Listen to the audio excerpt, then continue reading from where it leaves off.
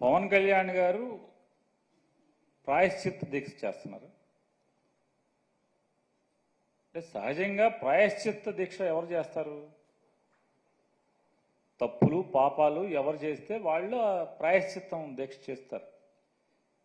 తెలుసో తెలియకో మేము పాపాలు చేశాము, తెలిసి చేశాము, తెలియక చేశాము అని ఆ దేవుణ్ణి వేడుకొని ఆ ప్రాయశ్చిత్తాన్ని కోరుకుంటారు. చంద్రబాబు నాయుడు గారు, పవన్ కళ్యాణ్ గారు ప్రస్తుతం అవసరార్థం అనండి లేదా లాభాల కోసం అనండి, శరీరాలు రెండు వేరైనప్పటికీ కూడా ఒకే ఆత్మ కింద చంద్రబాబు నాయుడు గారు, పవన్ కళ్యాణ్ గారు ప్రస్తుతం ఇద్దరు తిరుగుతున్నారు. కాబట్టి చంద్రబాబు నాయుడు గారి పాడు బుద్ధితో, కుళ్ళిన మెదడుతో సాక్షాత్తు వెంకటేశ్వర స్వామి వారి ప్రసాదం గురించి మలినపు మాటలు మాట్లాడాడు. కాబట్టి అలాగే ఎన్నికల్లో ప్రజల్ని ఓటు అడుక్కునేప్పుడు అమ్మఒడి తీసేసి తల్లికి వందనం అనే పేరు మీద సంవత్సరానికి ఇంట్లో ఎంతమంది పిల్లలు ఉంటే అంతమంది పిల్లలకి డబ్బులు ఇస్తామని, 19 ఏళ్ళు నిండిన దగ్గర నుంచి 59 ఏళ్ల వరకు ఇంట్లో ఉన్నటువంటి ఎంతమంది ఆడబిడ్డలు ఉంటే అంతమందికి కూడా డబ్బులు ఇస్తాం నెల నెల అని చెప్పని, అలాగే చదువుకుని ఉద్యోగం లేక ఖాళీగా ఉన్నటువంటి ప్రతి నిరుద్యోగ యువకుడికి కూడా నెల నెల ₹1000 డబ్బులు నిరుద్యోగ భృతిస్తామని చెప్పని, ఉద్యోగస్తులందరికీ కూడా సిపిఎస్ రద్దు చేసి అందరికీ కూడా మంచి లబ్ధి చేకూరుస్తామని చెప్పని వారి గురించి, ఇలా సమాజంలోని ప్రతి ఒక్కరి గురించి అనేక హామీలనిచ్చి ఆడబిడ్డలకు ఉచితంగా బస్సులో తిప్పుతామని చెప్పని అనేక రకాల హామీలు, దాని సూపర్ సిక్స్లు, అలాగే షణ్ముఖ వ్యూహాలు, ఇట్లాంటివన్నీ ఇచ్చి మేము జనాల్ని మోసం చేశాము. రాజకీయాల కోసం జగన్మోహన్ రెడ్డి గారిని నిందల పాలు చేయటం కోసం కలియుగ దైవమైనటువంటి వెంకటేశ్వర స్వామి యొక్క ప్రసాదాన్ని కూడా మా మలినపు నాలుకతో తప్పుగా మాట్లాడాము, ప్రజల్లో తప్పుడు ప్రచారాన్ని చేశామని చెప్పని వాళ్ళ అంతరాత్మ దహించుకుపోతుంది. కాబట్టి శరీరాలు వేరుగా ఒకే ఆత్మగా ప్రస్తుతానికి అవసరార్థం ఇద్దరు తిరుగుతున్నటువంటి రీత్యా ఈ గుళ్ళలో మెట్లు కడగటాలు, పసుపు కుంకాల మెట్లకు పూయటాలు, లేదా పాప పరిహారాలు, ప్రాయశ్చిత్తాలు, అంతే కదా. పాపాలు ఎవడు చేస్తే వాళ్లే ప్రాయశ్చిత్తం చేయాలి కదా. అదే దాని అర్థంగా కనపడుతుంది.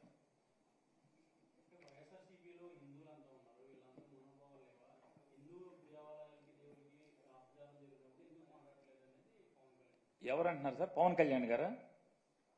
పవన్ కళ్యాణ్ గారు హిందూ అని చెప్తున్నారా? ఏమండి హిందూ అంటే? ఆ మధ్య భీమవరంలో ఎప్పుడో నేను బ్యాప్టిజం తీసుకున్నా అని చెప్పారు, ఆయనేనా? కాదండి, భీమవరంలో బ్యాప్టిజం తీసుకున్నానని చెప్పారు, వారేనా? పవన్ కళ్యాణ్ గారు? ఆ పవన్ కళ్యాణ్ గారు, ఈ పవన్ కళ్యాణ్ గారు ఒకళ్ళేనా? ఆ మధ్య ఎప్పుడో ఒక ముస్లిమ్స్ ఇంట్లో టోపీ పెట్టుకుని హలాల్ చేశారా మాంసాన్ని, హలాల్ చేయకపోతే మనం తినకూడదని చెప్పని, సోఫా మీద కూర్చోకూడదు, రంజాన్ మాసంలో కింద కూర్చోవాలి, మంది ఇది పెద్ద మాంసమేనా అని చెప్పి గబగబా అడిగి తిన్నారు, ఆయనేనా? పెద్ద మొక్కలు అని చెప్పి అడిగి తిన్నారు, ఆయనేనా? ఆయనేనా ఈ పవన్ కళ్యాణ్ గారు? జనం మర్చిపోరు ఏది కూడా. పవన్ కళ్యాణ్ గారు మీరు బ్యాప్టిజం తీసుకున్నానని చెప్పి మీరు చెప్పింది ఎవరు మర్చిపోరు. నాకు మతం లేదు, కులం లేదని చెప్పినా మీరు ఎవరు మర్చిపోరు.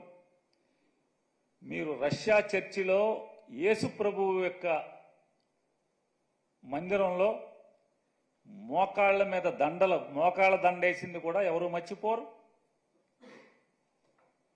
మీ పిల్లలకి క్రైస్తవ పేర్లు పెట్టుకున్నా కూడా ఎవరు మర్చిపోరు. తప్పు లేదు, తప్పు అని నేను అంటలా. అంటే మీరు వాళ్ళ కొత్తగా శ్రీ వైష్ణవ మతం ఎవరన్నా కొత్తగా పుచ్చుకుంటే ఒంట్లో ఎన్ని భాగాలు ఉంటే అన్ని భాగాలకి నామాలు పెట్టుకున్నా అంటే ఎవడో ఈయనలాంటోడు ఎవడో అట్లా కొత్తగా ఈయన హిందూ మతం తీసుకుని ఉంటాడు. మేమందరం పాత రోజుల నుంచి పుట్టిన కాడి నుంచి హిందువులే మేమందరం కూడా.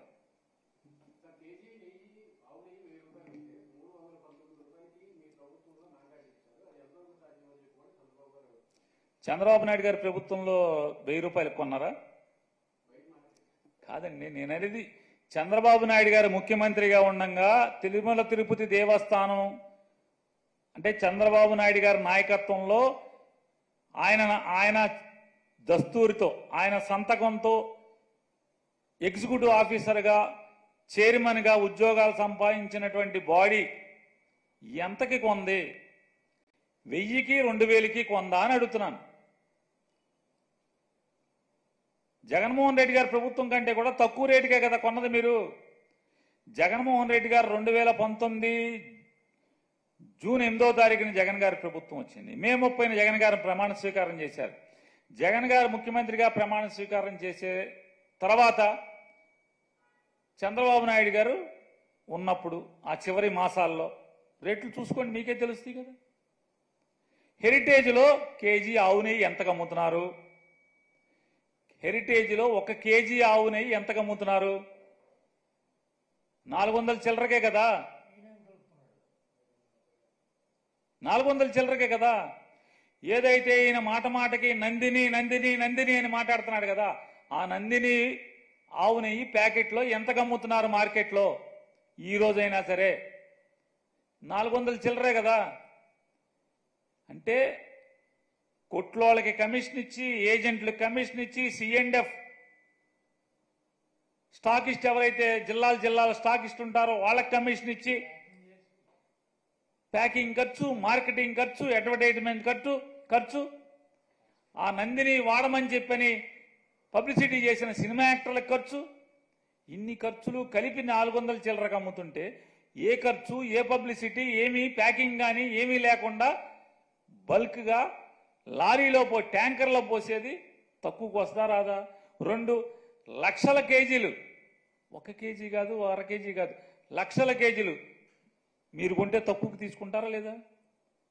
మీ హెరిటేజ్ కంపెనీ సరుకులు కొంటుంది, బల్క్గా మీరు కొంటే ఎంత కొంటున్నారు? మీ హెరిటేజ్ ఆవుని మీరు 500 చిల్లర 400 చిల్లరకు అమ్ముతున్నారు. మీరు బల్క్గా లారీ కావాలంటే 400 చిల్లరకి మీరు అమ్ముతారా? మేము కొంటామా? నాకు లారీ ఆవు నెయ్యి కావాలి హెరిటేజ్లో అంటే మేము కేజీ 400 చిల్లరకి ప్యాకెట్ చేసి అమ్ముతున్నాం కాబట్టి అదే 400 చిల్లరకని అమ్ముతారా?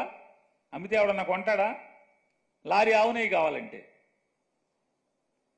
చంద్రబాబు నాయుడు గారు 2019 జగన్మోహన్ రెడ్డి గారికి ప్రభుత్వానికి అప్పచెప్పే సమయానికి తిరుమల తిరుపతి దేవస్థానంలో కొన్నటువంటి నెయ్యి రేటు ఇంచుమించుగా సమానంగానే అదే రేట్లో జగన్మోహన్ రెడ్డి గారి ప్రభుత్వం కూడా, ఆ ప్రభుత్వంలో ఏర్పాటైన టీటీడీ బోర్డు కూడా కొనుగోలు చేయడం జరిగింది.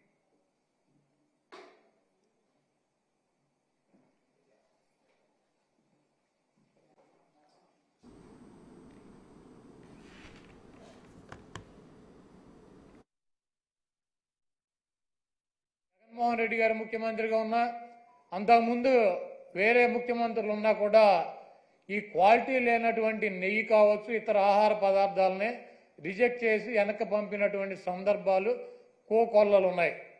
అదే విధానంగా చంద్రబాబు నాయుడు ముఖ్యమంత్రి అయిన తర్వాత 4వ తారీఖు జగన్మోహన్ రెడ్డి గారు జూన్ 4న ఆయన రాజీనామా చేశాడు ఈ రాష్ట్రానికి ముఖ్యమంత్రిగా. జూలై 17వ తారీఖు వరకు అనేక ఆహార తినుబండారాలు, ఆహారాన్ని సరఫరా చేసేటువంటి టెండర్లో తీసుకున్నటువంటి కాంట్రాక్టర్లో నెయ్యి సప్లై చేశారు, ఆహార పదార్థాలు సప్లై చేశారు. వాటిల్లో చంద్రబాబు ముఖ్యమంత్రిగా ఉండగా 17వ తారీఖున వచ్చినటువంటి ఒక ట్యాంకర్లో వాళ్ళకి కావాల్సినటువంటి మెజర్మెంట్స్లో లేదు నెయ్యి, కాబట్టి మేము దీన్ని రిజెక్ట్ చేస్తున్నాం అని చెప్పి దాన్ని వెనక పంపడం జరిగింది. ఆ నెయ్యిని వాడల. గతంలో కూడా రిజెక్ట్ చేసి 18 సార్లు పంపించే ఎటువంటి నెయ్యిలు వస్తాయి. ఎప్పుడూ కూడా క్వాలిటీ లేనటువంటి నెయ్యి కానీ నూనె కానీ ఎటువంటి ఆహార పదార్థాలు తిరుమల తిరుపతి దేవస్థానంలో వాడినటువంటి పరిస్థితి లేదు.